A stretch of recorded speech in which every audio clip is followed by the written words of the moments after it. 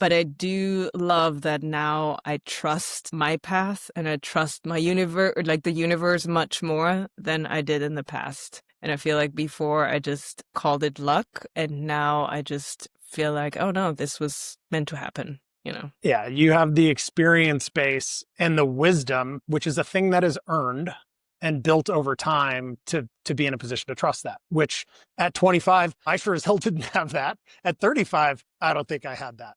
But Yeah. I agree Yeah. that Yeah. I feel totally differently about that Yeah. today.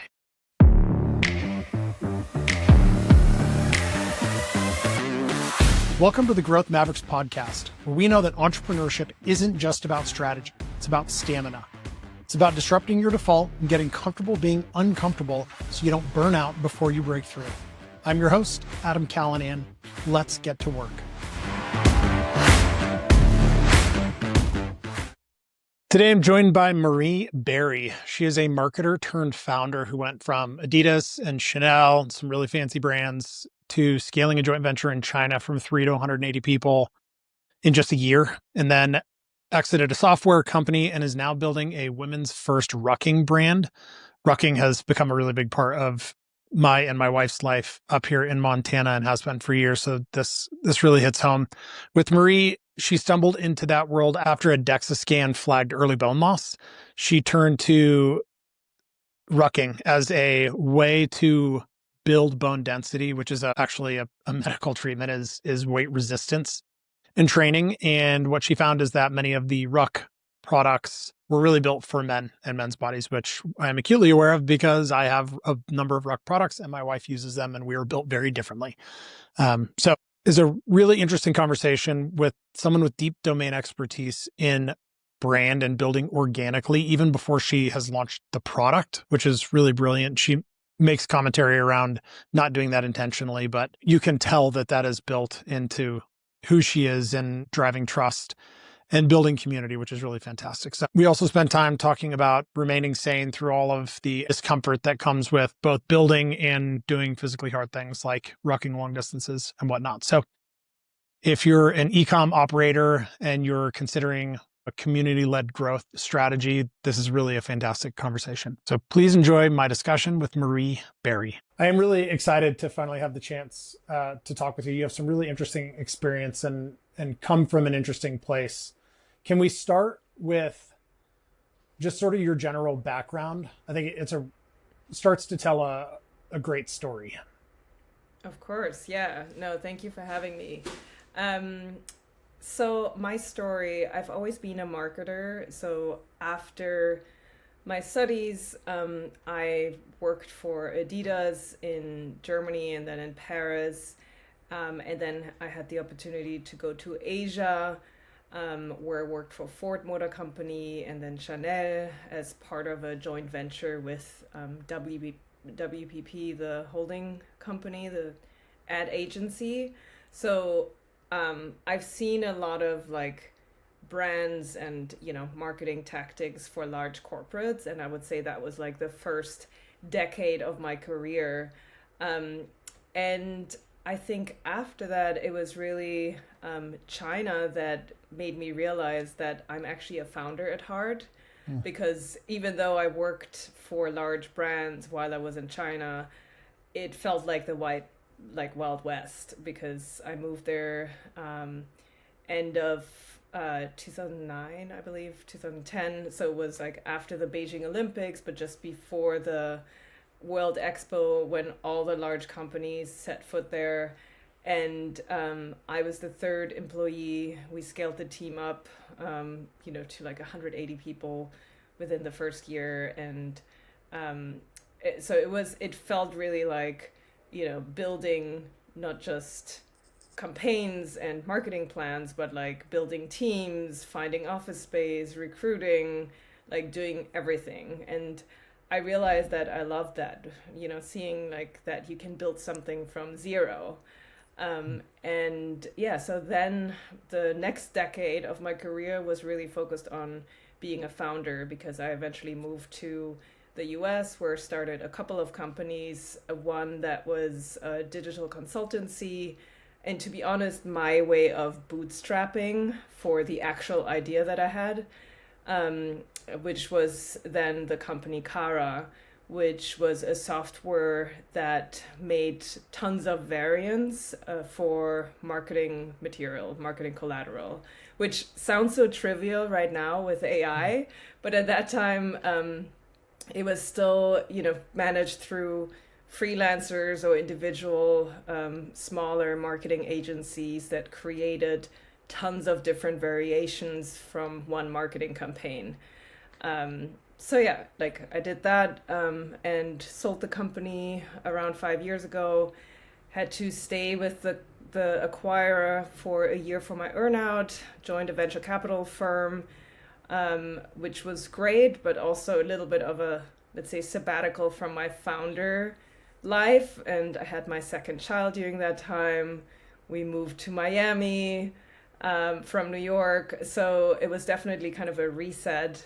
And now, I mean, I started a new company in a space that I really didn't think I would ever build in, which is wellness and building a consumer company, which I also never expected.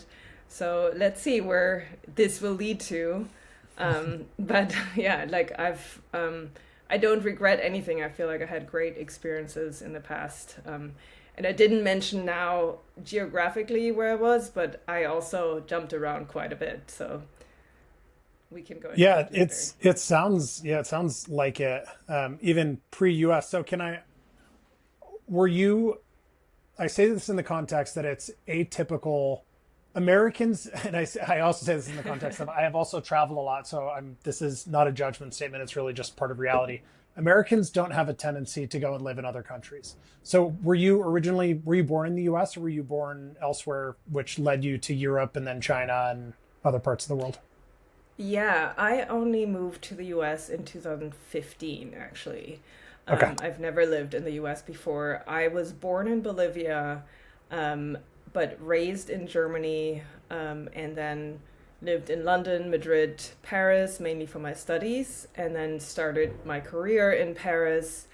And then for work, I went to China, where I stayed for 6 years, which felt like 6 months, but time flew by. And then in 2015, I moved to the US. So, and now this brand that I'm building now, it's interesting how it somehow reconnects me to my roots, because Mm. I I was born in Bolivia and have indigenous roots, but I was actually adopted as a baby. So my parents are Germans and were hippies and still young and already had two kids from like biological kids. Like, so my two older brothers and then my younger sister, they're like blonde, blue eyes, are very German looking. And yeah, so it was like a really spontaneous thing that they adopted me because they heard through friends that adopted from an orphanage from Bolivia, and heard about the situation and that there's a lot of kids that are free for adoption or will be born and it's already free, then they're free for adoption. And yeah, so they adopted me when I was a week old, even less than Wow. that. So just a few days old. And then they, that's a whole other story, but they kind of like got me out of Bolivia. And then legally, I was adopted when I was 5 years old in Germany. So it was a long legal battle. But I grew up in Germany in a very, small town, protected, and loved my childhood. And I feel like during that time I was quite connected to my roots because my family always told me where I was from. And I feel like as kids, you're like more playful with it. So, Mhm. you know, playing that because of my indigenous roots, like I don't know pain and small things like that you invent as kids. And but then over the years, when I moved, I feel like I lost some of that identity and took on more of a global identity, global persona. And only now, being in Miami, where everyone that speaks with me speaks in Spanish and says like, well, whatever you say, but you're Latina, I can tell. And so, and having kids now, I think that brought me back. So now I'm really proud of that background and my roots. Yeah, what an incredible foundation. That's, like it starts to tell this story as you move through chapters in life, like how those things line up. Do you, when you started to move around, having grown up in Germany, I know again, this is, it was a safe guess for me to say that you probably were not born in America. Um, Europeans move around very freely. I mean, that is part of like being a European, is you can get on a bus or a train or a plane and get across to another country in a very, very short period of time. How did the move go from that to China, which is I have been to all those places. They're wildly different cultures. What was that like, having grown up, in Western Europe and then spending so much time in China? Um, I loved it. It was hard, and I think that's what I loved about it. Hmm. It was hard for a little bit, and then you learn how to kind of live as an expert. Um, but I think because Europe is so small, so it's relatively easy to move from one country to the other, and it's, quite normal for people to travel across borders. So, like, obviously, you have to, like, I spoke the languages in each of those countries, which helped, but in general, it's relatively easy to assimilate. And I felt like in London, I, had a great time and it wasn't that difficult, other than for the first time living away from your family. Madrid, I had the time of my life, living a very student life, and like, yeah, like I love that too. And then Paris, I think, was for me the first time that I lived like a local, because I studied there and then I worked there, and I really felt like I live a Parisian life, which I loved. And then China was very, very different, because now it might be a little bit different, but like at that time, you get into a taxi and no one speaks English. So it was really like, and you didn't have all the tools that you have now with like easy translation. You just hold the phone, so it was like scribbles from someone to, show the taxi driver the address. And so it was kind of survival mode in the beginning, but it was kind of fun. And I think I actually liked every time I moved that I felt kind of uncomfortable and I had to figure it out, because it's like those moments where you then feel like, wow, I did that on my own. And, I didn't know anyone. I didn't have a place to live. I didn't have a bank account. Now I have all of that. And so I've always loved this, like seeing like, oh, I can, even though I felt sometimes like, oh shit, like this is weird, and I don't know, who I should call if something happens. Um, and I feel like in Europe, I felt pretty comfortable living anywhere, but then China was a new challenge. So I loved it. But I have to say, it was also very different to now, because during that time, a lot of experts moved there. So in the 90s, it was like large corporates that sent some people there, or like, people like larger corporations built manufacturing plants, and it was like kind of more so like large expert packages, and people lived in gated compounds. But I feel like when I moved, it was also like a younger crowd that moved and started to like build this excitement around a new market. So that's why, I mean, I was mid 20s, and I could build a company, like build that, like really a strong, amazing company like Ford.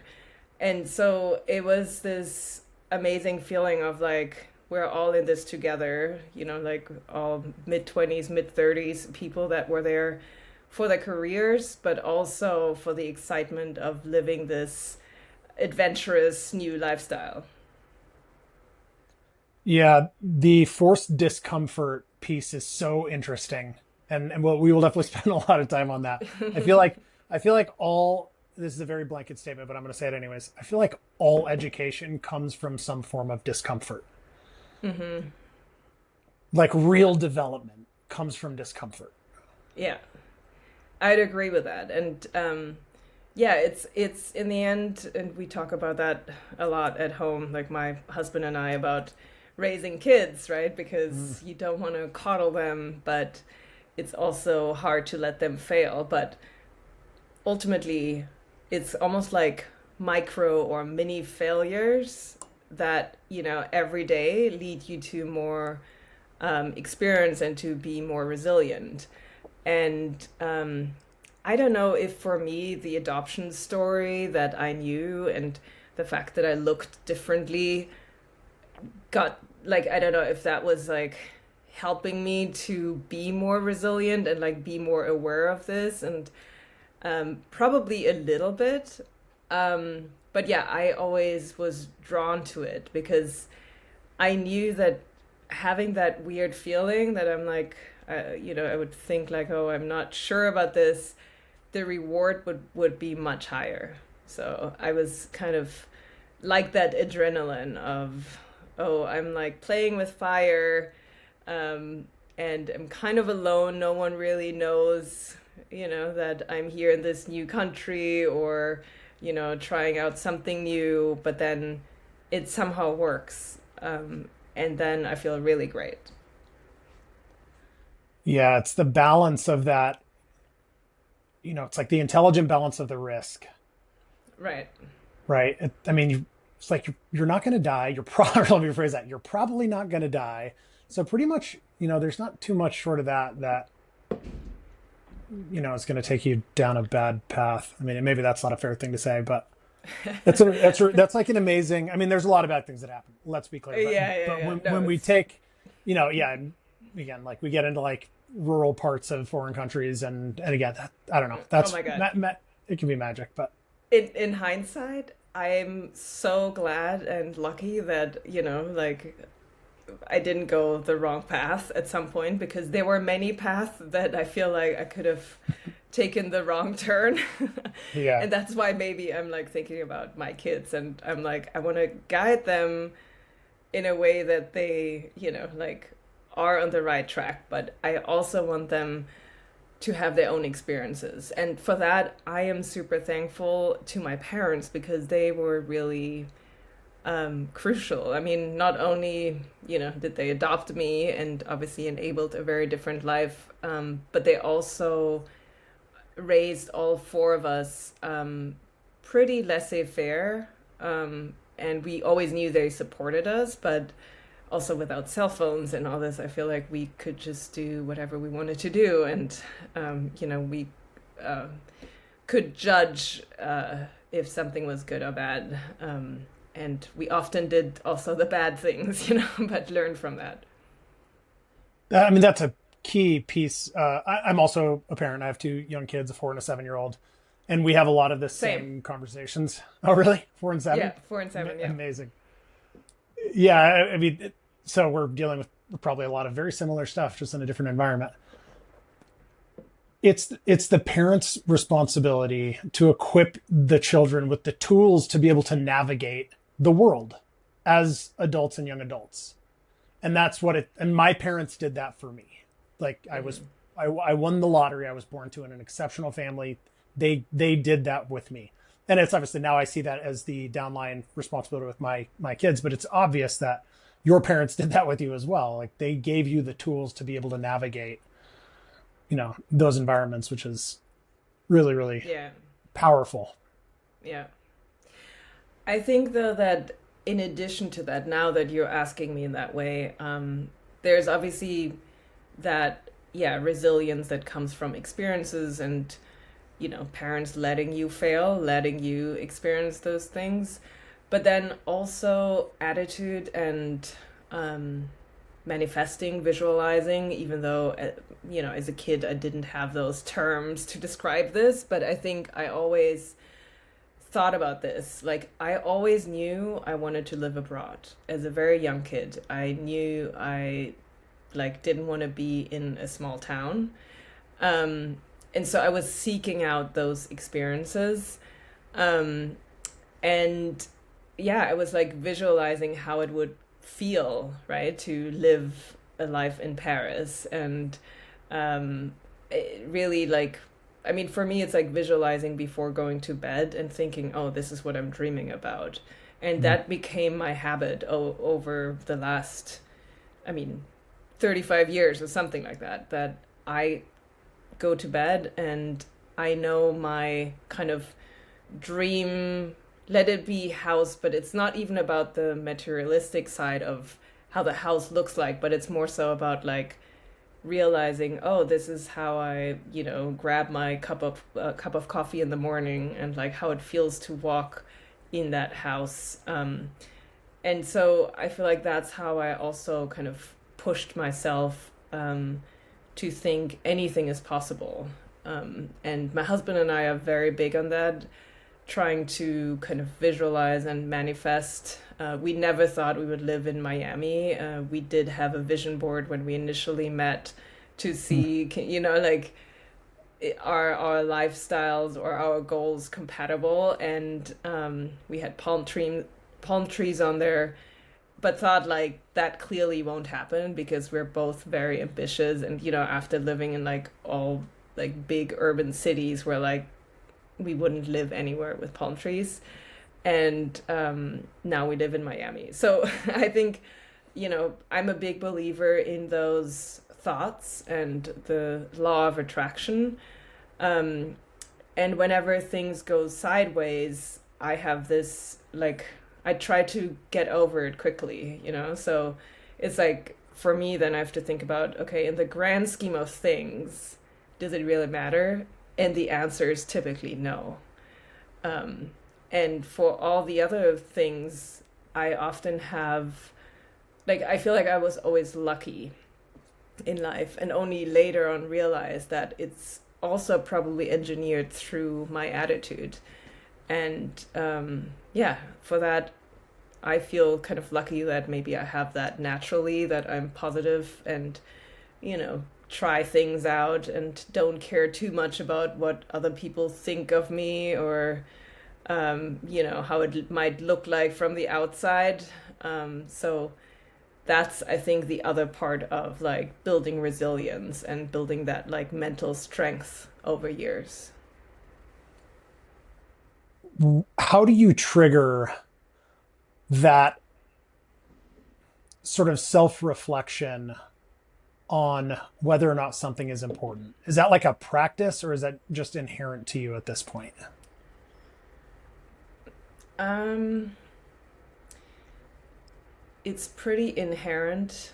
I think I actually used to think much more um, rationally, even though I was a very free spirit, let's say, and my KPI was more so fun. I was ambitious, but I was also thinking like, is this fun? And do I want to live there, travel there? Like, do I want to hang out with these people? Like, fun was always important to me. Um, but I was still ambitious in a way that I wanted to achieve something that I was proud of.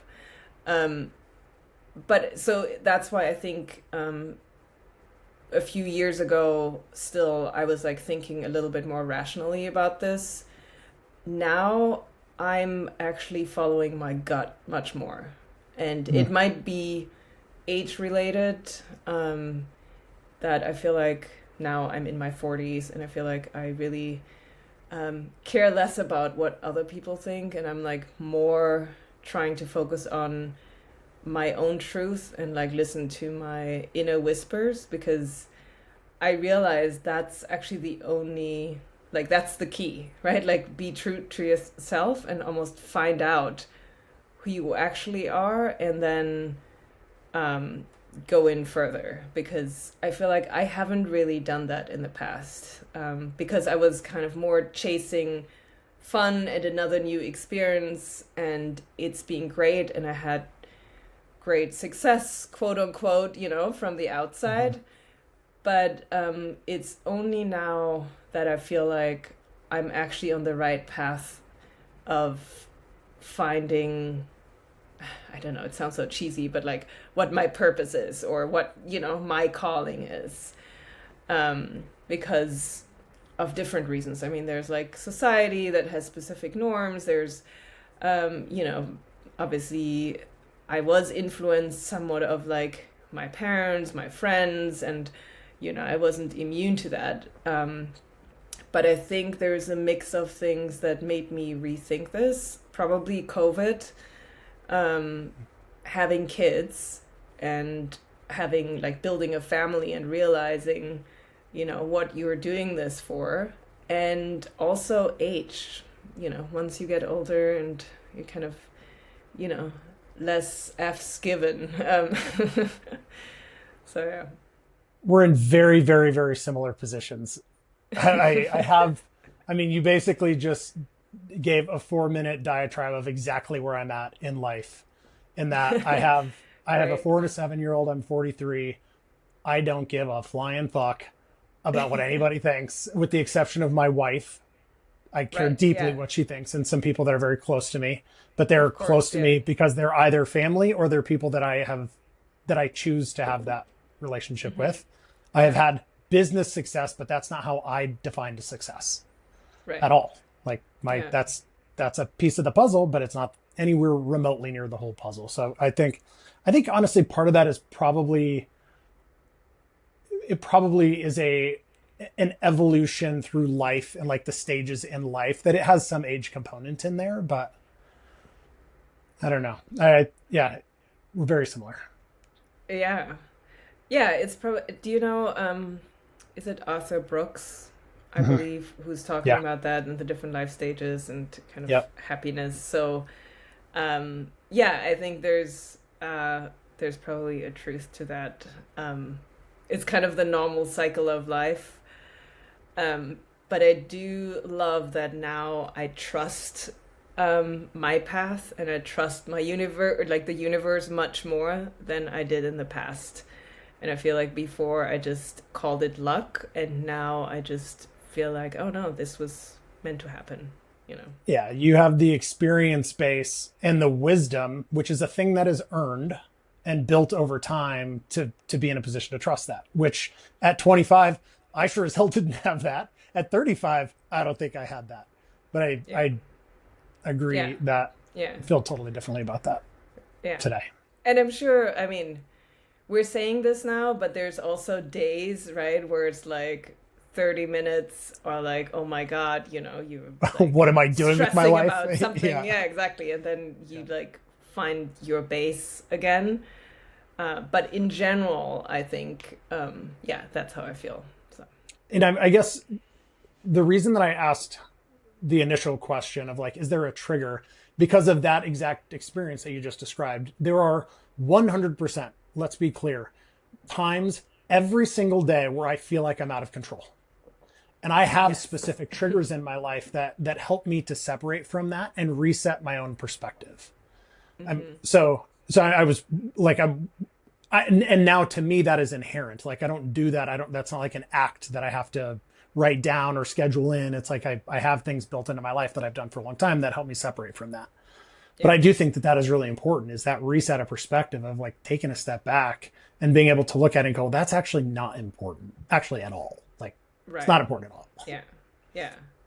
And whenever you don't have it, maybe it sounds like your wife is maybe someone who can remind you of it. Of course. Absolutely. But yeah, I have those built-in routines, or like that foundation as well. Like for me, there's some basic non-negotiables, like, enough sleep, working out, eating healthy during the week. On the weekends, I'm fine to do whatever. And also some kind of mindfulness practice. So there was a time when I was doing much more yoga. Now I'm doing much more rucking, which I actually realize is so great for my mental health, and journaling. So whatever mindful practice works, but I feel like I need that in order to be sane, and like be set up for the day.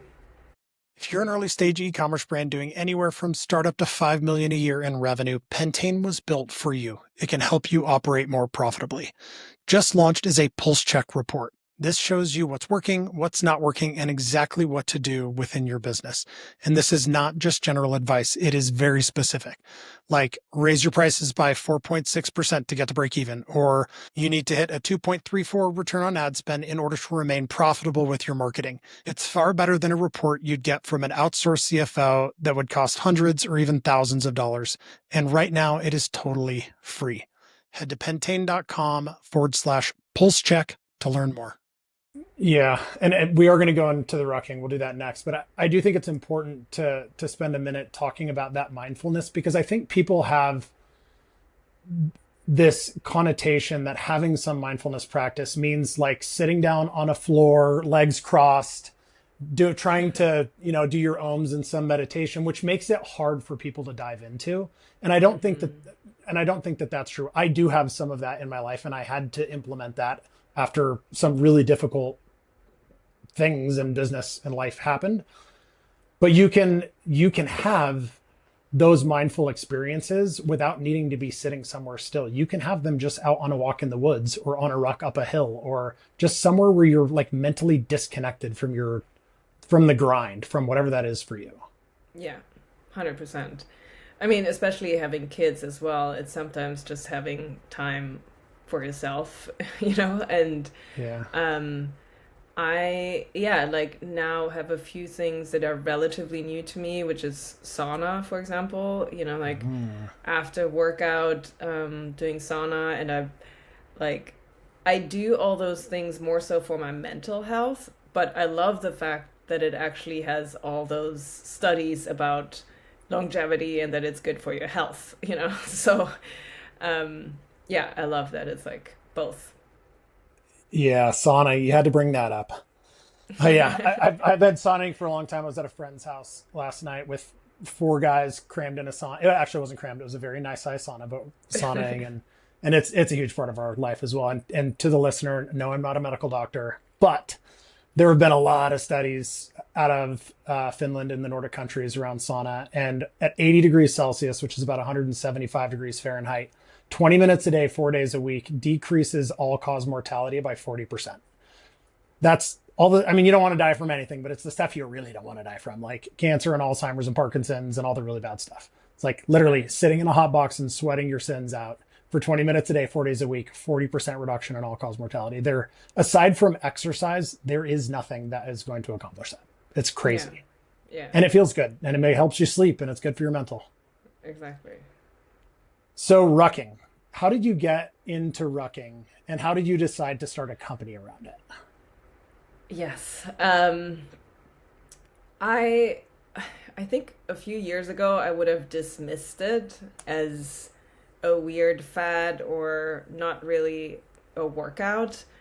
But so I'm 42 now, but I was 38 when I had a frozen shoulder and went to the doctor. They did all types of tests, and one of those tests was a DEXA scan, and that sees your body composition, including bone density, and saw that I had early stages of bone loss, so osteopenia, which I was like, osteopenia, osteoporosis, like just hearing this, I was like, I associate that with my grandmother, I just felt like this is weird. This is like a senior condition.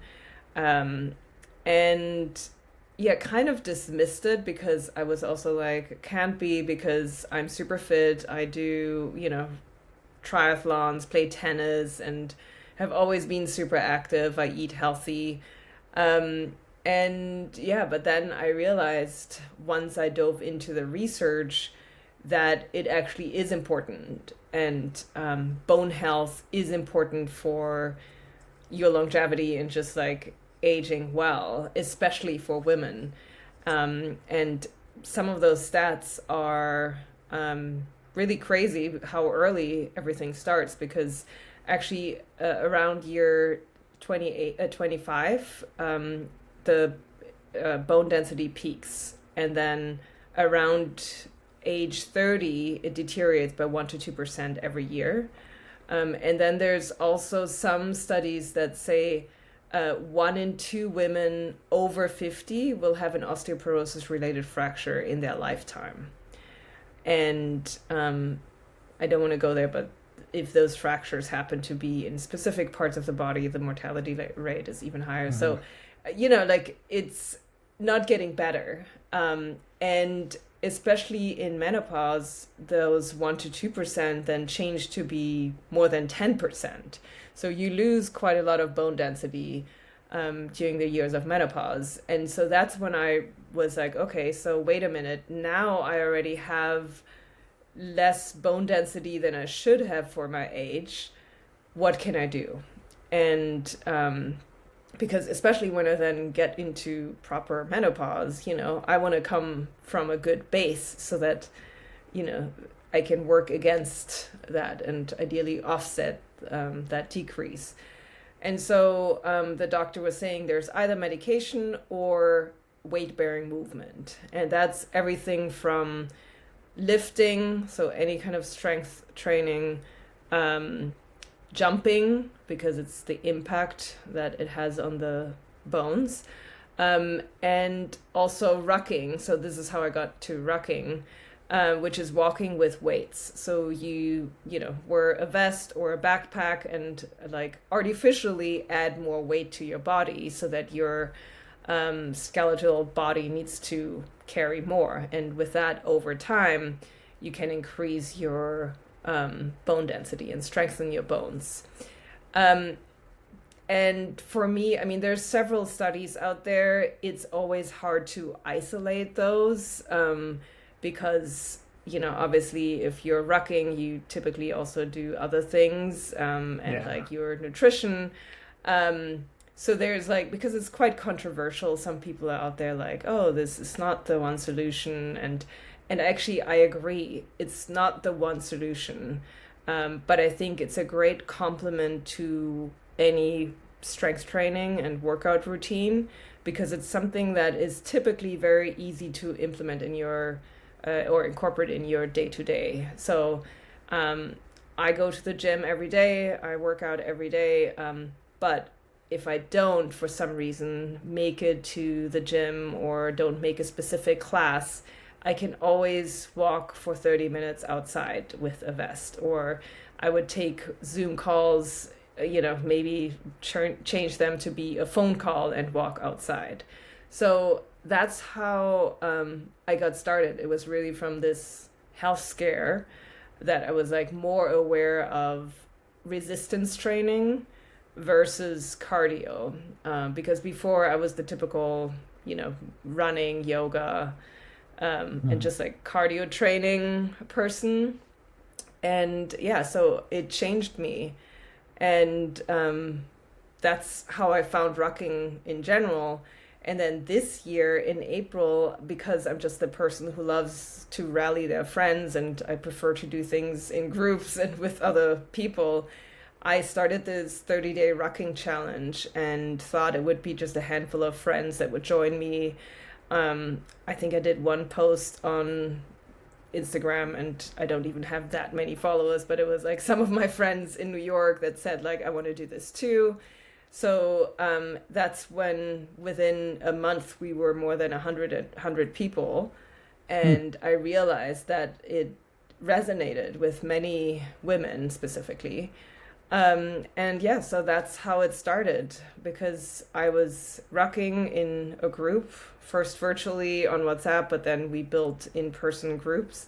And I was obviously wearing a vest every day, and then saw the flaws in those vests that were there. It was especially living in Miami, you're sweating. A lot of the vests you can't wash in the washing machine. They're built for men with plates in the front and back, just not built for a female body. And so that's when it started. And I the fact that I started my career at Adidas, called some of my friends and was like, do you have a better vest at Adidas? And they were like, no. And some people were like, what is this? And so that's when I saw the opportunity and jumped on it and started sketching. I've been rucking for probably 5 years, like back probably at the beginning of Go Ruck, which is a brand. They also do events and things like that. Obviously, you're familiar with Yeah, them. yeah, yeah. And I started doing it because of some backcountry hunting stuff that I do in Montana and needing to be able to train to carry heavy things up mountains and things. And it was such like an eye-opening experience and way to, exactly as you described, complement an already active lifestyle. I went like far down the rabbit hole, but to your point, like now I have a couple of rucks, and my wife, who is, just turned 40 and is 5'7" and 115 pounds, like, one, they stink because they're impossible to wash, and I've been sweating them in for 5 years. And we bought her like a plate carrier before you and I had connected, and she like does her best with it, but it so doesn't fit. And it's not built for her remotely. Yeah, yeah. I mean, it's like the design itself is just not built for the female body. But I mean, now there's, new models coming out, and I think people are seeing the opportunity. But I think one thing that, I don't know, I just feel like I'm trying to do with this brand is not just making it good for the female body, which is kind of like a non-negotiable, but like also make it look beautiful and sexy and aspirational, because I was triggered because of osteopenia, right? Like bone health, but I don't want this to also now be like an osteo pack or whatever, right? Because most of the tools that are out there that are supporting bone health are called osteo something. So it's like clinical, like I don't want to wear or be associated with any of that. Obviously, there are brands like Go Ruck, which, I'm actually looking up to. They've opened the category, and I really love a lot of things that they do. But it's very clearly their positioning, it like comes from the military or like inspired by the military, and like some of the events that they do, it's more so like the Tough Mudder or Spartan race type, which, is great too for a specific audience. But this I just built for me, to be honest, where I'm like, I don't want to be like in a SWAT team, and I still want this to look cool. And like if I go out and I'm rucking, like afterwards I grab a coffee, I want to look good. And so this is what I'm trying to do. We're making bone health and strength or functional strength look sexy for women. Yeah, the visual I have of my wife walking into a coffee shop with a plate carrier on looks like a bulletproof vest. Yeah. I mean, I think what you're doing is absolutely brilliant, and it makes a ton of sense. And I am re-looking at the site and see the modular weight system is brilliant. It's not like a one weight fits all, so you have the ability to kind of increase or decrease weight, which makes a lot of sense. And I mean, people can buy the vest for vain reasons if they want to, but because of this personal story that I had, and now I feel like I know too much about bone health and why people should care about it early. That's why I really wanted to make sure more people get to do a DEXA scan and just are aware of their numbers. So that's when, very early on, when I started just designing the product, I reached out to Body Spec, which is a company that does DEXA scans. They're one of the market leaders out there, have done this for more than a decade. So a very sophisticated team and operation. And the co-founder is also a woman, and a mom, and experiences similar or has similar needs and desires. So we bonded over that, and now we have this partnership in place, which allows me to offer my Evowarrior vest, and the consumer would get a free or like complimentary DEXA scan. So that's something that I felt very strongly about from the very beginning, and I hope that people will be more aware of their bones from the get-go. Yeah, that's a great pairing as part of the story and the brand to get outside of your point to the sort of military inspired. All the other weight vests are largely that. They're either like Go Ruck or Rogue, which are these like heavy weightlifting, outdoor intense things. And that's totally fine. But I think that direction is really interesting and compelling. And a partnership with a DEXA scan is super cool. The things people can discover and be able to track doing a DEXA scan is brilliant. Yeah, thank you. Yeah, another thing, I mean, we're building an app as well that lets you log your rucks. And that's something that anyone can use, so not just people with my vest. And that was really born out of the community that I built of women seeing how they track their rucks and their weekly walks. So I'm excited to launch this soon as well. Yeah, what's the timeline? I see it's on pre-order now. How's your timeline look for launch? Yeah, it's fingers crossed mid-end of December. And so I have already, some of the vests out there for testing right now. I've had my community actually test all the previous prototypes, but now we're testing like the final samples as I'm waiting for like production. And for the app, we're trying to pair it around the same time, so December, maybe January. Once we open it up for like a larger group. In the beginning, we'll probably do a little bit of beta testing with a smaller group. This is great. That is very cool. The timing of that could be great with the holidays if you can get it out. I'm sure you're pressing for that. I know. Yes.